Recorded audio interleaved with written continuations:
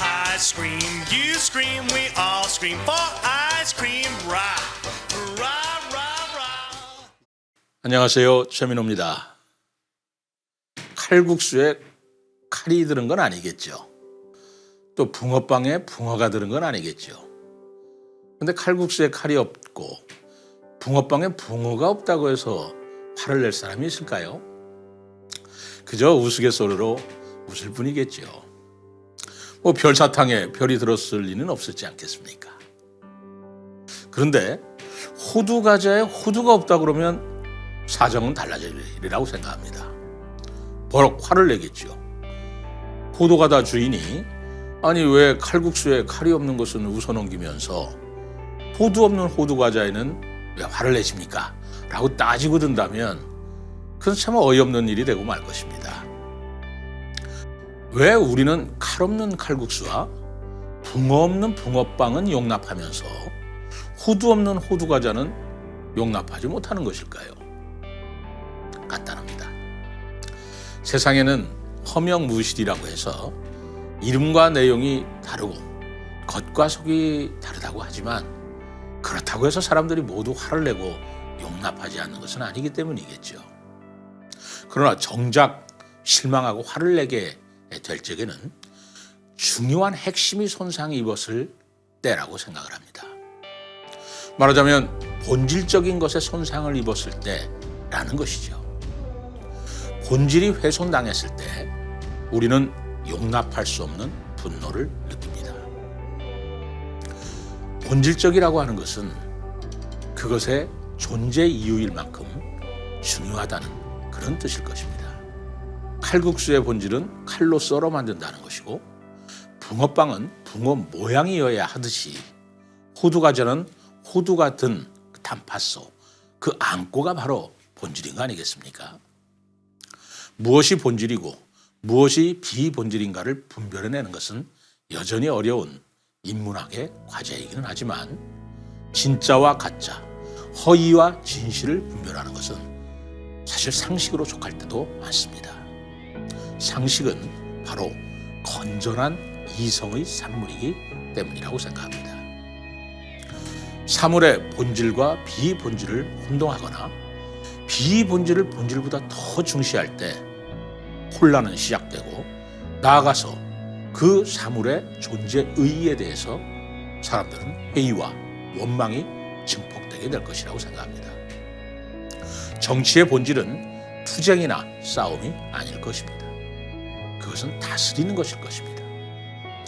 다스리는 것이 정치라고 할 때 그 다스리다라고 하는 말은 다 살리다라는 말의 어원에서 비롯된 말이라고 합니다.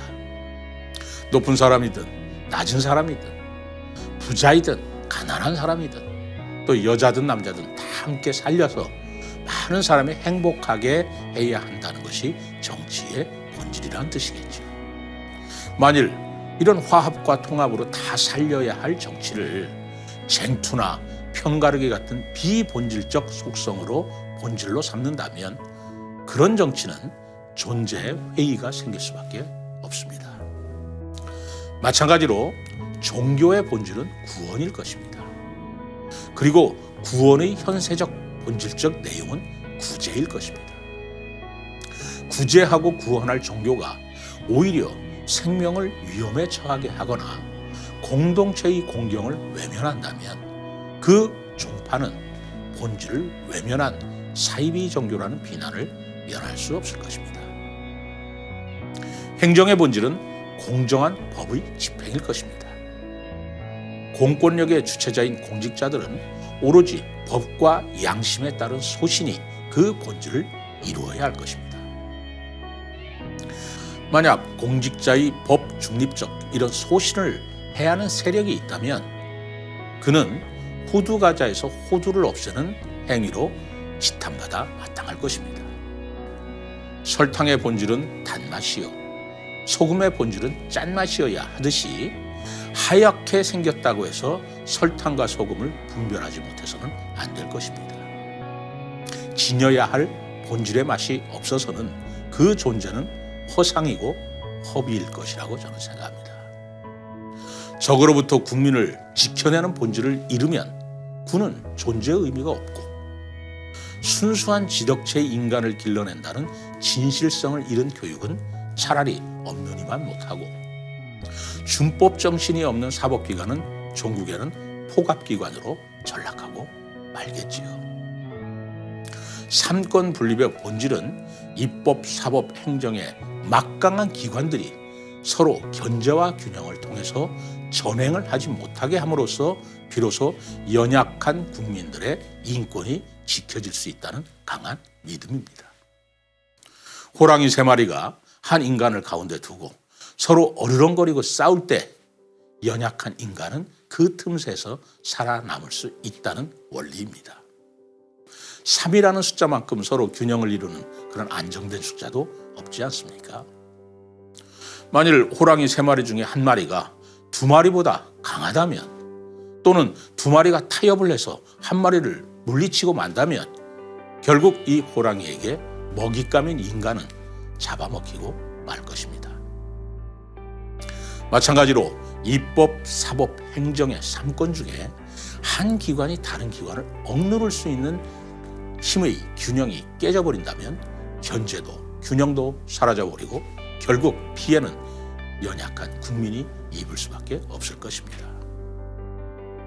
본질을 잃어서는 집은 있으되 가정이 없고 부는 있으되 돈이 없고 정부는 있으되 따르는 국민이 없고 호두과자는 있으되 호두가 없듯 무의미하고 허무하고 종래는 소멸하고 말 것이라고 생각합니다.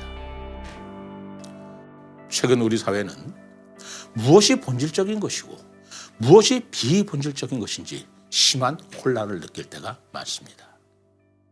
부정과 불공정이라는 적폐에 반대하여 촛불혁명의 정신으로 세워졌다는 정권의 가장 본질적인 모습은 적폐를 되풀이하지 않는 것일 것입니다.